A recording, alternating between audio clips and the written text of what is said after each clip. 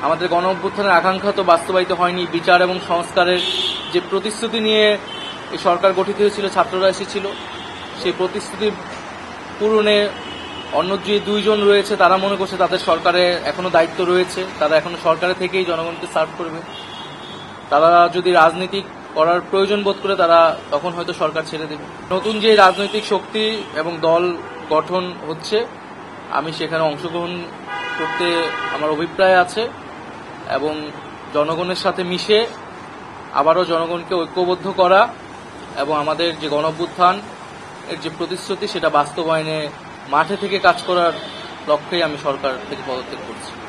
আমার কাছে মনে হয়েছে যে সরকারের একটা স্ট্যাবিলিটিতে সরকার এসেছে এবং ব্যক্তিগতভাবে সরকারের বাইরে যে দেশের বর্তমান যে পরিস্থিতি, সেই পরিস্থিতিতে একটি রাজনৈতিক শক্তির উত্থানের জন্য আমার রাজপথে থাকা প্রয়োজন, ছাত্র জনতার কাতারে থাকা প্রয়োজন এবং আমরা যে গণতান্ত্রিক পরিবর্তনের আকাঙ্ক্ষা করি, সেই আকাঙ্ক্ষার জন্য এবং আমার যে গণ অভ্যুত্থানে যে ছাত্র জনতা অংশগ্রহণ করেছে সেই শক্তিকে সংহত করতে আমি মনে করেছি যে আমার সরকারের থেকে আমার সরকারের বাইরে রাজপথে আমার ভূমিকা বেশি হবে এবং আমার বাইরে যারা আমাদের সহযোদ্ধা রয়েছেন তারাও এটি চান এবং সেই প্রেক্ষিতে আমি মূলত আজকে পদত্যাগপত্র জমা দিয়েছি।